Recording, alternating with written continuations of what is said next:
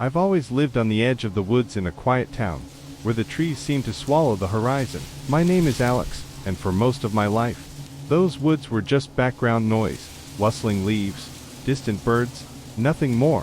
But last fall, something changed. It started with a whisper. It was a chilly evening in October. I was out on the back porch, sipping coffee after a long day at work. The sun had dipped below the trees, leaving everything in that gray twilight haze. I remember freezing mid-sip because I heard it. My name, Alex. Soft, like it was carried on the wind. I set the cup down and listened. Nothing, just the usual forest sounds fading into night. I shook it off as my imagination.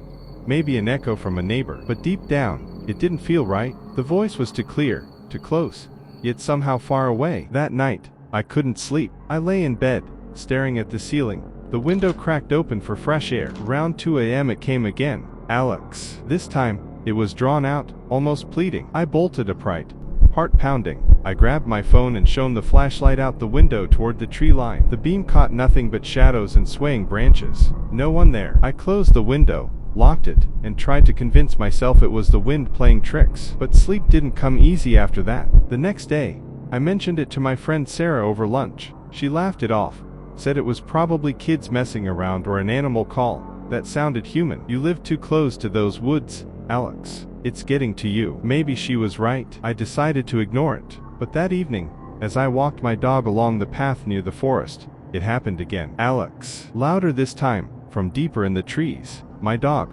Rusty, stopped dead, ears perked, staring into the darkness. He whined softly but wouldn't budge toward it. I pulled him back home, my skin crawling. Over the next few weeks, the calls became more frequent, always at dusk or in the dead of night. Never during the day. I'd be cooking dinner, and it'd drift in through the open kitchen window, Alex. Or reading in the living room, and it'd echo faintly from outside. Each time, it sounded a little closer, a little more insistent. I started closing all the windows, drawing the curtains. I even set up a trail camera on the porch, pointed at the woods. When I checked the footage, there was nothing, just leaves blowing, a deer wandering by once. But on one clip, right at the edge of the frame, I swore I heard it. My name, whispered so softly the camera barely picked it up. I researched online, looking for explanations. Old folklore from the area talked about spirits in the woods, things that mimicked voices to lure people in. Lost hikers, they said, or worse. I dismissed it as superstition, but it planted a seed of doubt. What if something was out there, watching, waiting? I stopped going near the tree line. I parked my car closer to the house. But the calls didn't stop. They got personal. One night, it wasn't just, Alex. It was, Alex, come here. Like someone I knew was calling me from the dark. By November, the dread had settled in like fog. I wasn't eating much, wasn't sleeping. My work suffered. I'd zone out during meetings, half expecting to hear it even in the office downtown. Sarah noticed and suggested I see a doctor. Maybe it was stress or tinnitus, but I knew it wasn't in my head.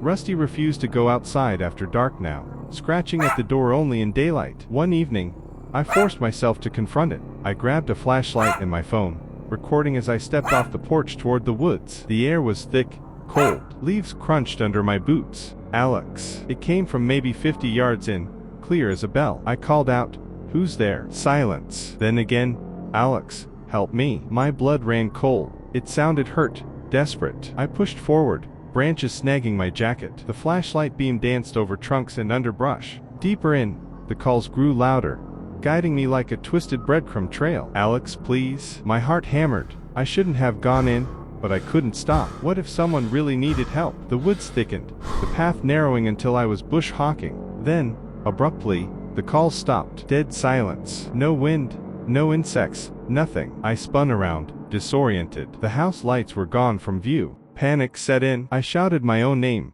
stupidly, trying to orient myself. That's when I heard it. One last whisper, right behind me. "Alex." I ran. Branches whipped my face.